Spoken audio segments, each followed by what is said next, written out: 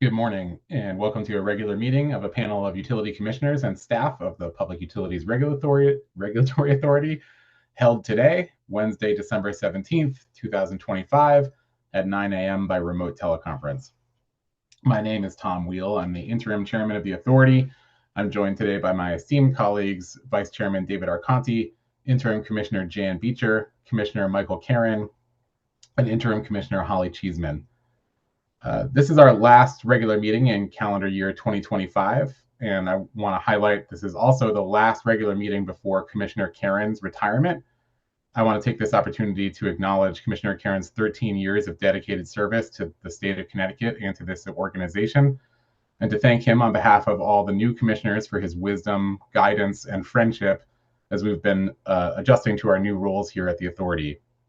I'd like to pause for a second here remotely and invite everyone to give Commissioner Karen a virtual round of applause. I'll start. Very kind, Mr. Chairman. Greatly appreciated. It's been a pleasure working with you all so far. Looking forward to the last 2 weeks of the year to spend with you all and continue to do good work. And I couldn't be more optimistic and happy for you all going forward into the year. I think great things await Pura. Just looking forward to watching you all thrive and do a great job. So again, thank you very much and happy New Year to you all. Thank you. Congratulations, Mike. We have a long agenda in front of us today with a regular calendar in Part A and consent calendars in Parts B, C, and D. So we'll first start with Part A, which is the regular calendar, and starting with Item 1, which is docket 230832 WQ01, the Connecticut Water Company's request for approval of its water quality and treatment assessment report.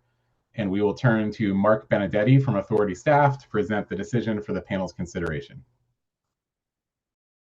Good morning, Commissioners. Docket number 230832 WQ01 determines the eligibility and effectiveness of 35 proposed water quality treatment projects submitted by the Connecticut Water Company in its inaugural Water Quality and Treatment Assessment Report, or WQTAR, for incorporation into a future Water Quality and Treatment Adjustment, WQTA. The basis for this comes from Public Act number 25142, designed to provide a cost recovery mechanism for projects designed to address federal and state water quality standards adopted after 2021, which primarily relates to per- and polyfluoroalkyl substances, or PFAS, contamination in drinking water. Specifically, the Act requires that a project must be a major addition, upgrade, improvement, or replacement of a critical element of water infrastructure necessary to meet state or federal drinking water regulations, adopted or amended after December 16, 2021, has not been authorized by the authority for inclusion in a water company's rate base, and is not eligible for funding through WICA. Public Act 25142 requires the authority to assess the extent to which the company adhered to specified criteria in selecting and prioritizing the proposed projects. Specifically, the authority evaluated the company's considerations of compliance with applicable state or federal drinking water quality standards or other standards met by such project, the nature and extent of water treatment required to meet such water quality standards, and water source development, system consolidation, treatment, or other acceptable means necessary to comply with action levels determined by the Commissioner of Public Health or applicable state or federal water quality standards for PFAS, lead, or other contaminants. Projects were required to follow to the EPA's PFAS monitoring requirements in order to be considered as properly addressing new federal standards for PFAS contamination to determine the necessity of the projects. In cases where monitoring was not completed, projects were deemed conditionally eligible pending the completion of monitoring. If the results were below the EPA's threshold, then the project was considered as ineligible to be recovered using the WQTA mechanism. The company is able to resubmit projects for WQTA consideration in future annual filing reports, AFRs, with updated monitoring results. This decision identifies 14 projects as eligible, 6 projects conditionally eligible, subject to final testing, and 15 projects as ineligible for WQTA at this time. This decision directs the company to submit recovery of expenses incurred to date for any project determined to be a WQTA eligible project through AFRs at intervals of no less than 12 months. This decision also directs the company to file updated testing results in its upcoming WQTA filings when seeking cost recovery for projects reviewed in this proceeding. The company may submit AFRs pursuant to the orders of this decision to seek separate authority authorization to recover its associated project costs via a WQTA. All WQTA eligible projects are subject to a full prudence review at the time of the company's next general rate proceeding. Therefore, authority staff recommends this decision for approval by the commissioners. Thank you. Thank you very much, Mr. Benedetti. Is there a motion? Mr. Chair, move adoption. Second. Thank you. The decision has been regularly moved and seconded. Mr. Bumpin, could you please take the roll? Chairman Wheel, Yes. Vice Chairman Arconti, Yes. Commissioner Beecher, Sorry, yes. Commissioner Karen, Yes. Commissioner Cheeseman. Yes. Thank you. That decision has been adopted. We'll move to item 2, which is docket number 240807, Innovative Energy Solutions Program, Cycle 3. Tim White from Authority staff can present the decision for the panel's consideration. Thank you, Chairman. On March 30th, 2022, the Authority issued a final decision in docket number 171203 RE05, establishing the IES program, whereby innovative pilot projects can be evaluated, deployed, and scaled if sufficient ratepayer benefits are demonstrated. Docket number 240807 reflects the third annual IES program cycle, the application theme for which is Smart Energy Communities. The IES program received 37 initial proposals from developers, 28 of which the IES program's Innovation Advisory Council determined were eligible to submit detailed applications for consideration. On July 31st, 2025, with guidance from the Innovation Advisory Council, the IES program administrator recommended 6 projects to PURA for funding and deployment. Upon receiving this submission, the Authority opened a discovery process that concludes today with an interim decision. In this interim decision, the Authority evaluates a cohort of electric sector innovative pilot projects against a set of 4 key IES program metrics. 1, economic benefit. 2, cost effectiveness. 3, programmatic or market gaps. And 4, equity. This evaluation results in the Authority selecting 6 projects for deployment and concludes Phase 2 of the IES program's Cycle 3. Projects selected are 1, Aon Grid, 2, Edge Zero, 3, GridSite, 4, Kelvin, 5, Stepwise, and 6, Switched Source. The pilot projects selected by the Authority cover the areas of EV charging, hosting capacity, heat pumps, and DERMS. Pilot projects are expected to last 12 to 18 months with reporting requirements along the way before the Authority makes a decision to evaluate the potential scaling of projects that demonstrate sufficient ratepayer benefits. Staff recommends this decision for adoption. Thank you very much, Mr. White. Is there a motion? Mr. Chair, move adoption. Second. Thank you. The decision has been regularly moved and seconded, and we'll take commissioner comments, starting with mine. I issued correspondence in this docket on November 6th, 2025, notifying docket participants that I recuse myself due to my participation in this proceeding on behalf of the Office of Consumer Counsel, and for that reason, I will abstain from today's vote. Any other comments from commissioners? Hearing none, Mr. Bumpin, could you please take the roll?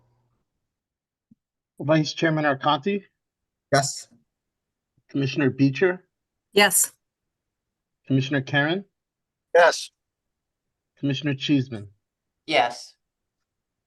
Thank you. That decision has been adopted. Moving on to item 3, which is docket 240907, Equity, Accessibility, and Stakeholder Engagement, also known as the EASE docket. And Danielle Chalou from Authority staff will present that decision for the panel's consideration. Thank you, Chairman Meal. Good morning, Vice Chair Conti, Commissioner Beecher, Commissioner Karen, and Commissioner Cheeseman. The authority initiated this proceeding to identify improvements that can be made to equity, accessibility, and stakeholder engagement, or EASE, in proceedings before the authority, as well as PURA's communication with stakeholders. The authority sought to improve opportunities for participation in the decision-making process, especially by low-income residential customers that experience high energy burdens, and individuals and communities impacted by authority decisions. Through this proceeding, the authority sought stakeholder input regarding the opportunities to improve stakeholder participation and engagement in dockets, methods to help the public better understand the industries PURA regulates, and accessibility tools that should be prioritized. Although the authority does not adopt every stakeholder recommendation in this decision, it is clear that building an inclusive, equitable engagement strategy requires investment in accessible communication, community partnerships, and internal capacity to support broader stakeholder participation across all PURA proceedings. Additionally, because the authority is a quasi-judicial agency with specific statutory authority, some stakeholder recommendations with merit require legislative approval or legislative appropriation before PURA can act. The barriers to meaningful participation have many origins and were not formed overnight, and making improvements to EASE in PURA proceedings requires sustained effort and collaboration by PURA staff and stakeholders.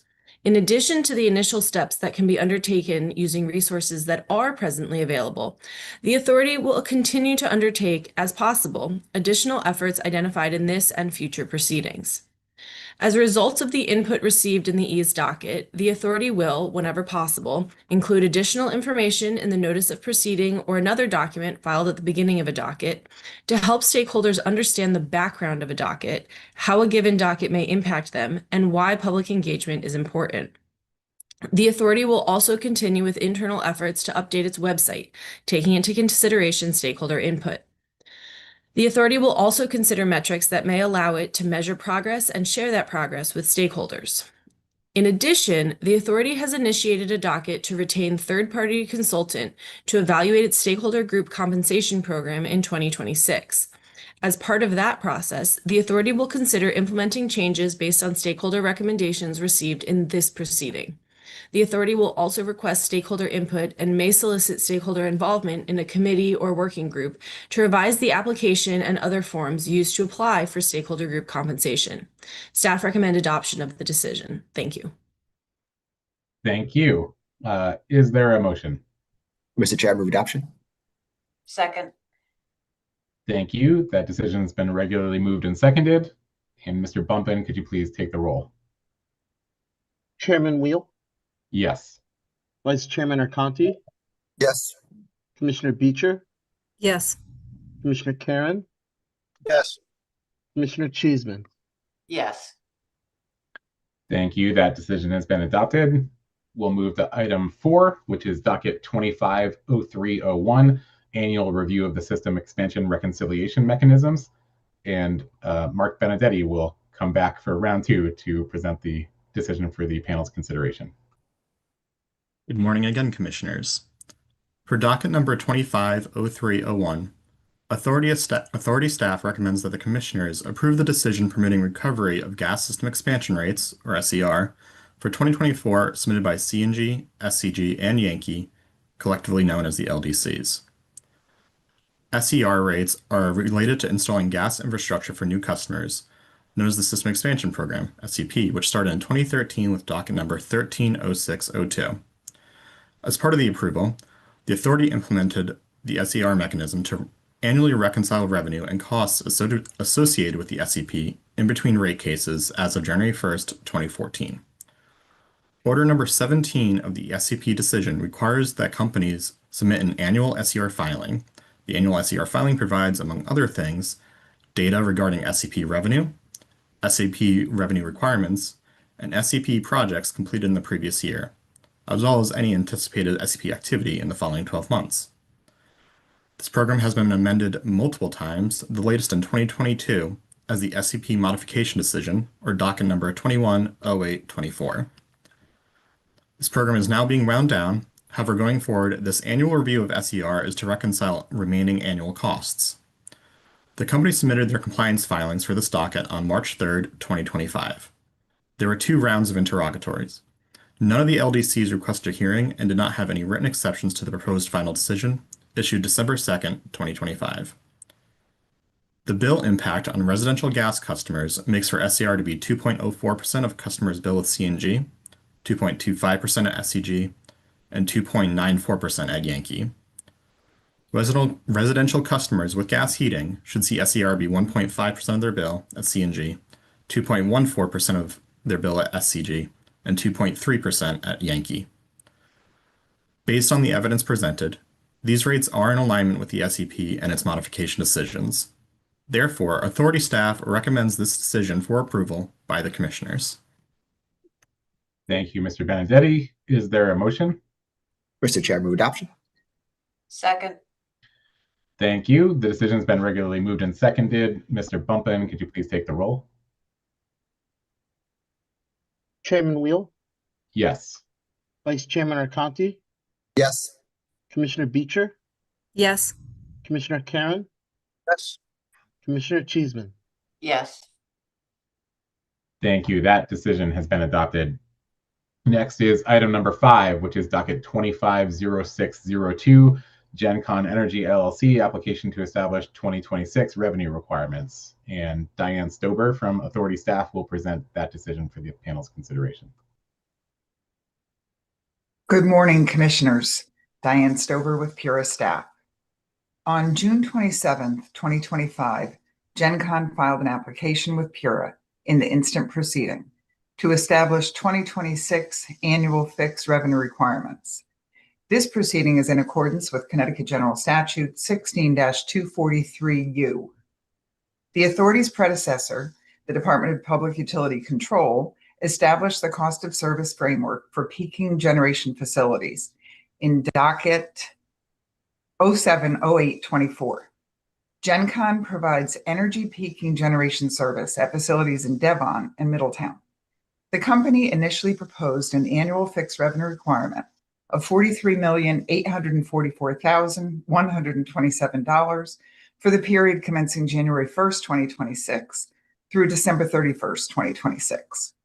During the course of the docket, the company revised its revenue requirement to $43,932,190. Staff recommends use of the latest revised revenue requirement as submitted by the company on November 7th, 2025 for approval. As part of its analysis, staff reviewed fixed O&M and A&G expenses. Staff finds that the 2026 rate year fixed expenses do not exceed the 2008 escalated capped expenses as adjusted. The company also requested a true-up credit of $9,902 for 3 capital projects completed in 2023 and 2024 that were placed in service in 2024. Table 2 in the decision provides detail as to these capital additions. In this decision, the Authority approves the true-up for these capital projects. The Authority accepts the proposal by GenCon regarding its participation in the ISO New England markets. The Authority directs GenCon to offer into the day-ahead ancillary services initiative operating reserve markets each day with its full available 10-minute and 30-minute capability, net of any capability on an approved planned outage. In this decision, the Authority approves a total revenue requirement for GenCon of $43,932,190, which is broken down as follows: $19,309,548 for the GenCon Devon peaking generation facility, and $24,622,642 for the GenCon Middletown peaking generation facility. Staff recommends this decision for adoption by the Commissioners. Thank you very much, Ms. Stober. Is there a motion? Mr. Chair, move adoption. Second. Thank you. The decision has been regularly moved and seconded. I do have a brief comment on this decision. Having participated in these annual GenCon proceedings as an attorney for the Office of Consumer Counsel since 2020, and having represented OCC in subsequent appellate proceedings up to the Supreme Court, I am familiar with the history of these proceedings over the past several years. I just want to share my opinion that this year's decision is a positive and constructive outcome. I appreciate the professional and thorough discussions during the hearing from the company representatives, and also the continued zealous advocacy and detailed scrutiny from the OCC. Authority staff have also done an excellent job with building and evaluating the record and offering helpful guidance to the commissioners. I'll be supporting the decision today, and I look forward to continued discussions in next year's proceeding. Any other comments from commissioners? Hearing none, Mr. Bumpin, could you please take the roll? Chairman Wheel, Yes. Vice Chairman Arconti, Yes. Commissioner Beecher, Yes. Commissioner Karen, Yes. Commissioner Cheeseman, Yes. Thank you. That decision has been adopted.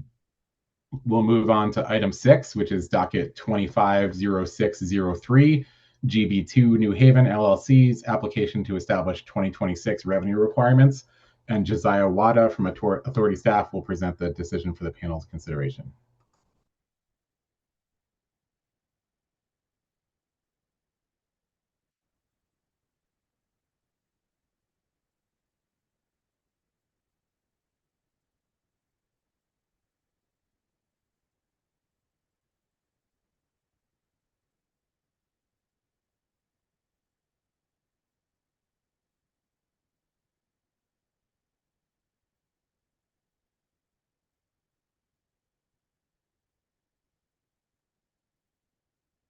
Wondering if Mr. Wada might have technical issues. I'll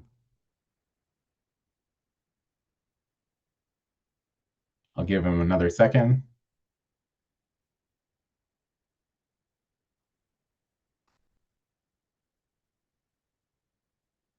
All right, why don't we we can table item 6 and come back to it at the end of this part of the regular meeting agenda.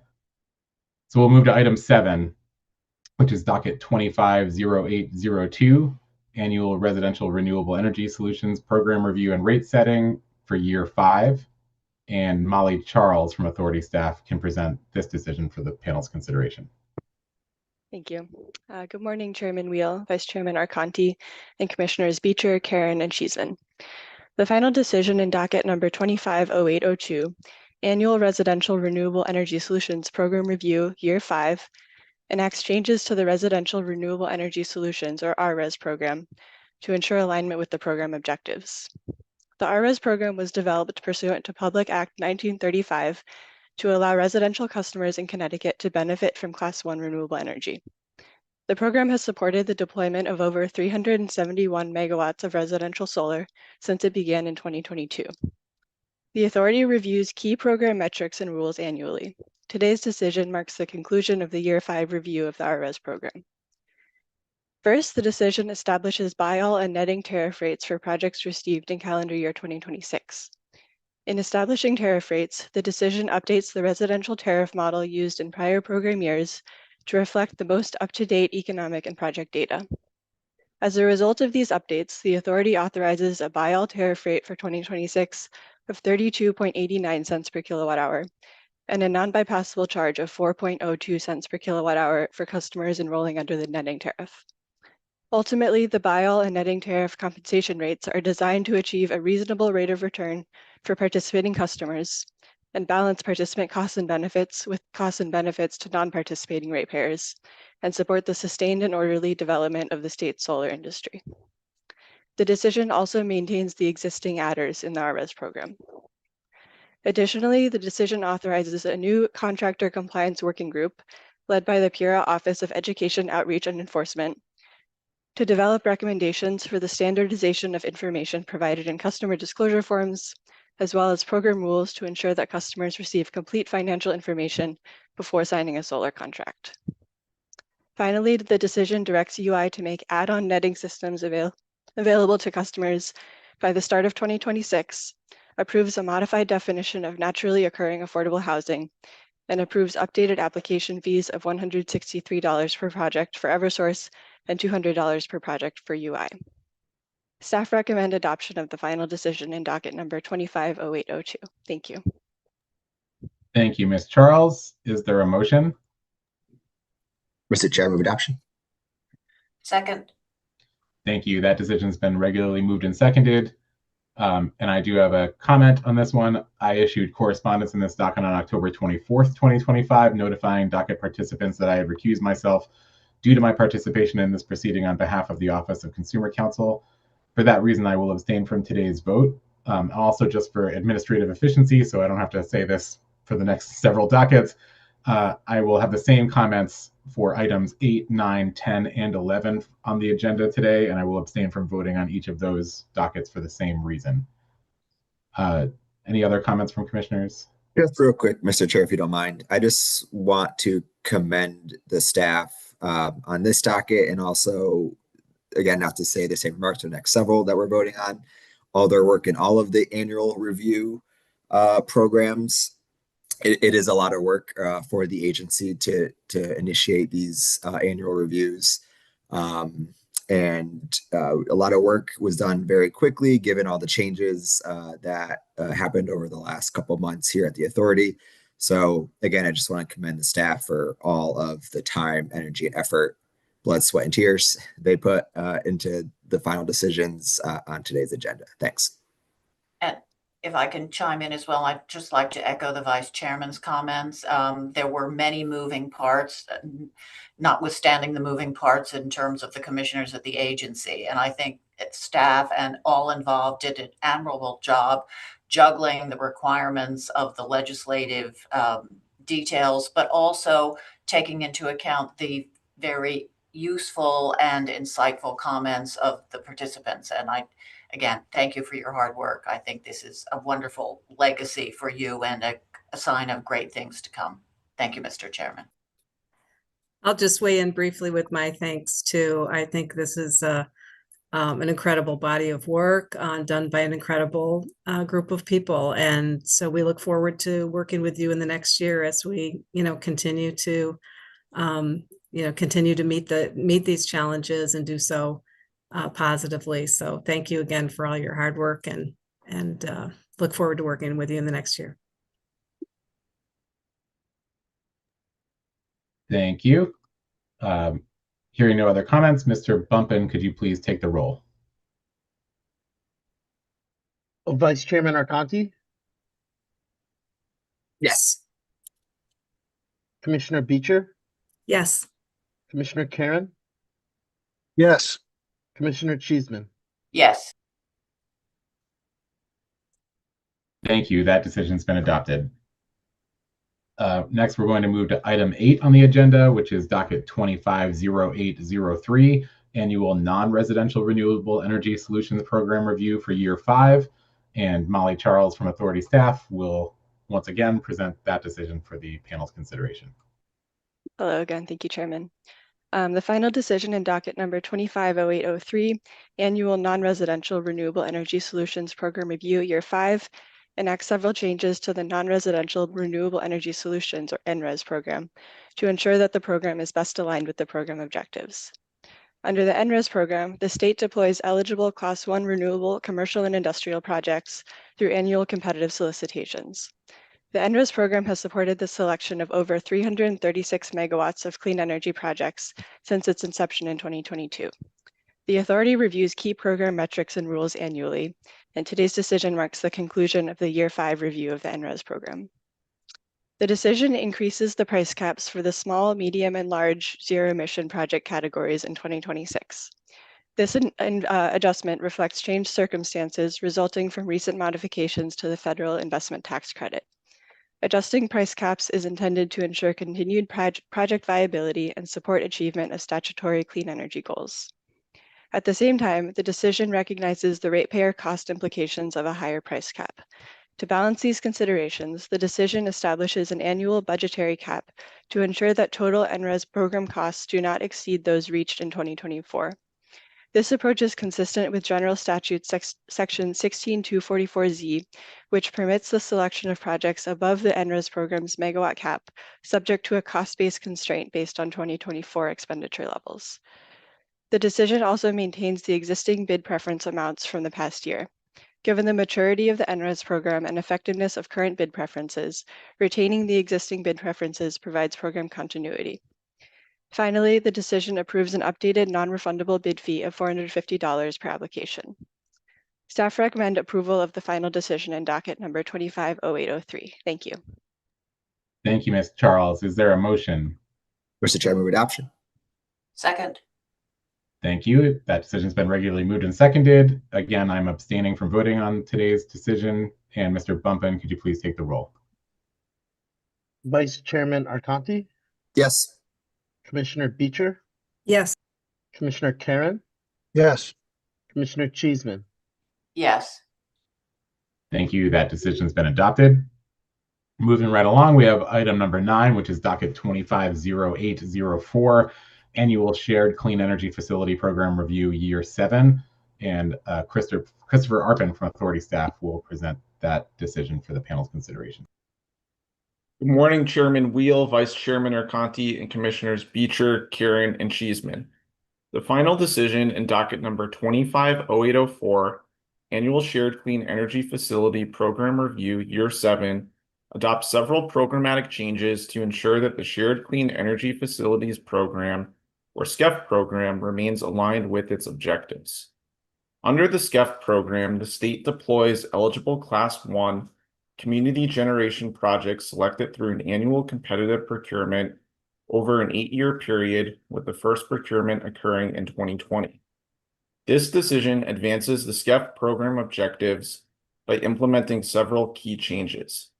First, the decision increases the SCEF price cap from $133 per megawatt hour to $182.94 per megawatt hour. This adjustment reflects changed circumstances, including recent modifications to the federal investment tax credit enacted through the One Big Beautiful Bill Act. Aligning the SCEF price cap with that of the Non-Residential Renewable Energy Solutions Program, or NRES program, also reduces artificial pricing disparities between programs serving similar project types and developer markets, improving market efficiency and predictability. At the same time, the decision recognizes the ratepayer cost implications of a higher price cap. To balance these considerations, the decision establishes an annual budgetary cap to ensure that the total SCEF program costs do not exceed those reached in 2024, the 5th SCEF program year. This approach is consistent with Connecticut General Statute Section 16-244Z, which permits the selection of projects above the SCEF program's megawatt cap while requiring adherence to a cost-based constraint tied to 2024 expenditure levels. Second, the decision maintains the bid preference amounts established last year. Given the maturity of the SCEF program, retaining existing bid preferences provides stability and avoids introducing uncertainty for developers. Finally, the decision removes the slope-based site restrictions contained in Appendix B of the SCEF program. These restrictions, limiting projects to no more than 10% of land with slopes greater than 15% and prohibiting grading to meet this threshold, are duplicative of the review performed under DEEP's general permit. Maintaining a separate SCEF-specific standard adds administrative burden, increases development costs, and prolongs review timelines. Accordingly, the SCEF slope requirements are eliminated through this decision. With that, Authority staff recommend approval of the final decision in docket number 250804. Thank you. Thank you, Mr. Arpin. Is there a motion? Mr. Chair, move adoption. Second. Thank you. That decision has been regularly moved and seconded. I am again abstaining from voting on this decision today. And Mr. Bumpin, could you please take the roll? Vice Chairman Arconti, Yep. Yes. Commissioner Beecher, Yes. Commissioner Karen, Yes. Commissioner Cheeseman. Yes. Thank you. That decision has been adopted. Next, we have item number 10, which is docket number 250805, Annual Energy Storage Solutions Program Review, Year 5. And Mr. Arpin, I believe, is going to come right back and present that decision for the panel's consideration. Hello again. The final decision in docket number 250805, Annual Energy Storage Solutions Program Review Year 5, adopt several programmatic changes to ensure that the Energy Storage Solutions Program, or ESS program, remains aligned with its objectives. Pursuant to Public Act 21-53, the authority established the ESS program so that Connecticut ratepayers could benefit from energy storage deployment. The annual review process for the ESS program was initiated in a July 28, 2021 decision in docket number 17-1203 RE03, and today's decision concludes the 5th annual review. The changes adopted in this decision advance core program objectives, including providing positive net present value to ratepayers, delivering multiple grid benefits, and supporting the sustained and orderly development of Connecticut's energy storage industry. I will now highlight 4 key modifications enacted through today's decision. First, the decision eliminates the passive dispatch and the current upfront incentive for all new ESS customers beginning April 1st, 2026. In their place, the program will offer a smaller enrollment incentive paired with a more robust performance-based incentive. This transition addresses compliance challenges under the passive dispatch model and better protects ratepayers from underperformance by tying compensation directly to actual peak shaving during utility dispatch events. A performance-based design is also more transparent for developers and customers and reduces administrative complexity, as the passive dispatch framework required substantial data analysis and oversight. Importantly, the program's participant cost test and ratepayer impact measure scores remain similar under the new compensation structure, with an identical participant score and a slightly improved ratepayer score. Second, to better align the ESS program with other state clean energy programs, to reduce administrative costs, and to discourage speculative applications, the decision establishes a new $350 non-refundable application fee for commercial applicants. Third, the decision allows non-export batteries to participate in the ESS program if they completed interconnection before 2026. More than 1,000 non-export batteries are already installed statewide. These systems will be compensated for reducing on-site load during active dispatch events, thereby lowering system-wide peak demand. This approach cost-effectively leverages existing distributed storage to provide peak load reduction and resilience benefits without additional infrastructure investment. Finally, the decision creates a temporary working group led by the ESS program administrators to examine the inclusion of bidirectional electric vehicles in the next ESS annual review. Allowing bidirectional EVs to participate could expand peak shaving capabilities, enhance overall system benefits for ratepayers, and lower total EV ownership costs. The new working group will focus on resolving key technical, operational, and administrative issues to help create a well-structured framework for integrating EVs into the ESS program next year. With that, authority staff recommend approval of the final decision in docket number 25-0805. Thank you. Thank you, Mr. Arpin. Is there a motion? Mr. Chair, move adoption. Second. Thank you. That decision has been regularly moved and seconded. I am once again abstaining from this decision also. And Mr. Bumpin, could you please take the roll? Vice Chairman Arconti, Yes. Commissioner Beecher, Yes. Commissioner Karen, Yes. Commissioner Cheeseman. Yes. Thank you. That decision has been adopted. Next is item 11, which is docket number 250806, Annual EV Charging Program Review, Year 5. And Jenna Vigras from authority staff will present that decision for the panel's consideration. Good morning, Commissioners. In this decision, the authority approves updates for Year 5 of the statewide electric vehicle charging program established in the final decision in docket number 17-1203 RE04 and administered by Eversource and the United Illuminating Companies. The authority initiates an annual docket to review key program metrics and to make strategic adjustments to ensure 1, continued alignment with the program objectives established in the original EV decision, and 2, that the program is on track to meet its deployment targets. This decision is the 5th annual EV charging program review. Based on stakeholder input, key elements of this decision include modifying the program's upfront and managed charging incentive levels and structure in compliance with Public Act 25-173, an act concerning energy affordability, access, and accountability. The decision also investigates additional alignment between the program's direct current fast charger deployments and Connecticut's implementation of the National Electric Vehicle Incentive Program, approving a site host incentive for the multi-unit dwelling managed charging program, and exploring additional opportunities for participant enrollment through the EV driver point of purchase. In this decision, the authority also directs the EDCs to establish and conduct a working group dedicated to exploring issues facing small multi-unit dwellings, as well as opportunities to include level 1 and other low-power smart outlet charging offerings in the program. This decision is another step towards achieving an equitable transition to wide-scale EV deployment across all communities in Connecticut. Staff recommend adoption of the decision. Thank you. Thank you, Ms. Bygrass. Is there a motion? Mr. Chair, move adoption. Second. Thank you. The decision's been regularly moved and seconded. I will once again, this is the last one, I think, be abstaining from today's vote. And Mr. Bumpin, could you please take the roll? Vice Chairman Arconti, Yes. Commissioner Beecher, Yes. Commissioner Karen, Yes. Commissioner Cheeseman. Yes. Thank you. That decision has been adopted.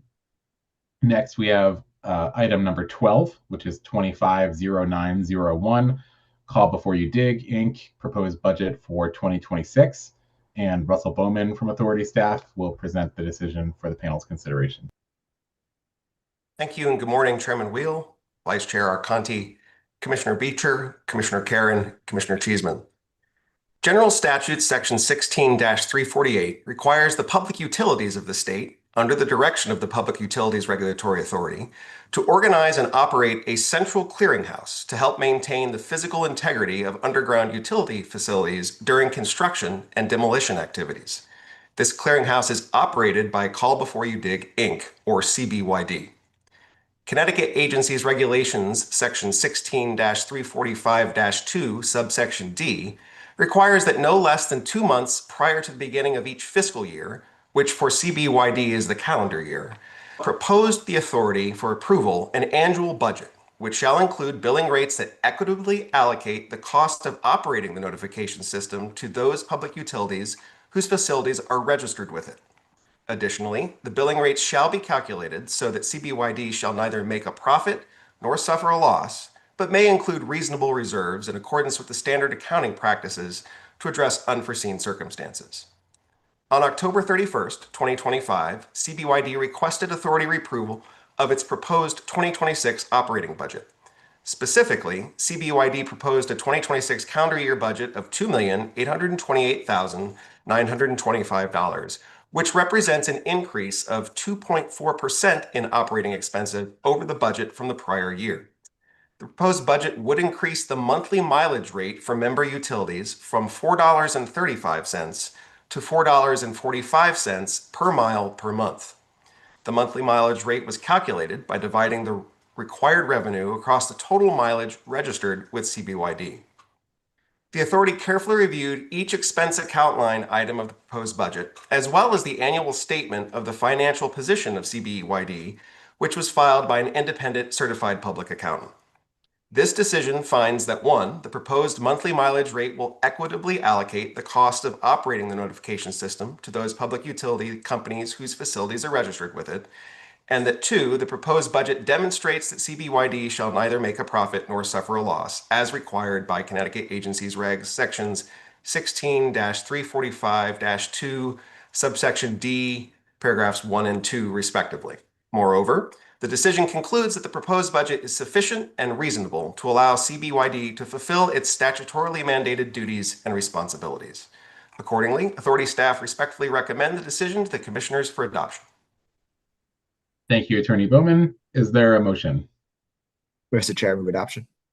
Second. The decision has been regularly moved and seconded. Mr. Bumpin, could you please take the roll? Chairman Wheel, Yes. Vice Chairman Arconti, Yes. Commissioner Beecher, Yes. Commissioner Karen, Yes. Commissioner Cheeseman, Yes. Thank you. That decision's been adopted. We are going to circle back to item number 6 on Part A of the agenda, which is docket number 250603, GB2 New Haven LLC application to establish 2026 revenue requirements. I can see Mr. Wada on the screen, so Josiah Wada from Authority staff will present this decision for the panel's consideration. Good morning, commissioners. I feel bad that my system logged me off about the time I was to present. And please accept my apology for that technical hitch that I had. Josiah Wada, Pura staff. On July 1, 2025, GB2 New Haven filed an application with Pura in the instant proceeding to establish 2026 annual fixed revenue requirement pursuant to General Statute Section 16-19. The company provides energy peaking generation service with summer peaking capacity of approximately 130 megawatts at the New Haven Harbor Station facility. The company proposed annual fixed revenue requirement of 17,003 million for the period commencing January 1, 2026 through December 31st, 2026, and the collection of 260,000 for true ups associated with actual costs and expense items for the same period. The company also proposed a 10.35% return on equity. As part of its analysis, staff reviewed fixed operations and maintenance and administrative and general expenses. Staff finds that the 2026 rate year do not exceed the 2008 escalated capped expenses as adjusted. The authority confirms participation of GB2 in ISO New England Day Ahead Ancillary Services Initiative, operating reserve markets each day starting March 1, 2026. The authority directs GB2 New Haven to offer into the New Day Ahead Ancillary Services Initiative, operating reserve markets each day with its full available 10-minute and 30-minute capability, net of any capability on any approved plan outage. In this decision, the authority approves an annual revenue requirement of 16,737,973 for the year January 1, 2026 through December 31st, 2026. The company may also recover additional amount of 259,647 for true ups associated with actual costs and expense items for the period January 1, 2026 through December 31st, 2026. The company's annual revenue requirement also includes an allowed return on equity of 10.525% based upon the authorized return on equities for Connecticut Light and Power and United Illuminating in docket number 17-10-46 and 24-10-4 respectively.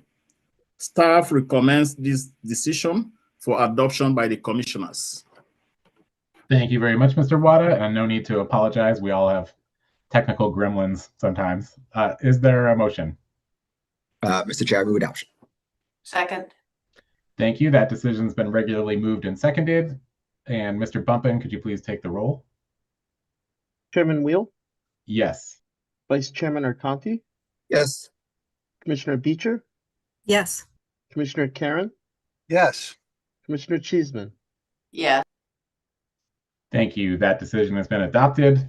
And we are going to move on to Part B of the agenda, which is a list of 5 consent calendar decisions. Is there a motion for items 1 through 5 of Part B? So moved, Mr. Chairman. And I will second. Oh, second. Sorry, Jan. I heard a third from Commissioner Beecher. Thank you. Items 1 through 5 have been moved and seconded. Mr. Bumping, could you please take the roll? Chairman Wheel, Yes. Vice Chairman Arconti, Yes. Commissioner Beecher, Yes. Commissioner Karen, Yes. Commissioner Cheeseman. Yes. Thank you. Those decisions have been adopted. Next, we have Part C, which is a late addition to the agenda. And as noted on the agenda, because this part was added less than 24 hours before this meeting, we're going to have a preliminary vote to determine whether we'll address these items during today's meeting. Is there a motion to consider items 1 and 2 on Part C of the agenda as filed with the Secretary of State on December 16th, 2025? So moved, Mr. Chairman. I'll second. Thank It's a you. tie. The motion's been regularly moved and seconded. Mr. Bumping, could you please take the roll? Chairman Wheel, Yes. Vice Chairman Arconti, Yes. Commissioner Beecher, Yes. Commissioner Karen, Yes. Commissioner Cheeseman. Yes. Thank you. The motion to address these items on the agenda has passed. So with that, we'll take a look at the two proposals for designating presiding officers in dockets 250505 and 251107. Is there a motion? So moved, Mr. Chairman. To consider these two items to appoint a presiding officer. Second. Thank you. The motion has been regularly moved and seconded. Mr. Bumping, could you please call the roll? Chairman Wheel, Yes. Vice Chairman Arconti, Yes. Commissioner Beecher, Yes. Commissioner Karen, Yes. Commissioner Cheeseman. Yes. Thank you. The panel's designated presiding officers for items 1 and 2 on Part C of the agenda. And lastly, we have Part D of the agenda, which is another consent calendar for designating hearing or presiding officers. Is there a motion for items 1 through 3 in Part C of the agenda? So moved, Mr. Chairman, items 1 through 3 in Part D of the agenda. And second. Thank you. And thank you, Commissioner Cheeseman. I did say Part C, but I meant Part D. Well, You are correct. I was wrong. I read your mind, Mr. Chairman. Thank you. Items 1 through 3 have been moved and seconded. Mr. Bumping, could you please take the roll? Chairman Wheel, Yes. Vice Chairman Arconti, Yes. Commissioner Beecher, Yes. Commissioner Karen, Yes. Commissioner Cheeseman. Yes. Thank you. The panels have assigned to items 1 through 3 have designated a presiding officer. And that brings us to the end of today's regular meeting agenda. We will adjourn and reconvene on Wednesday, January 7th, 2026 at 9 a.m. via remote teleconference for our next regular meeting. Thank you and happy holidays and happy new year to everybody.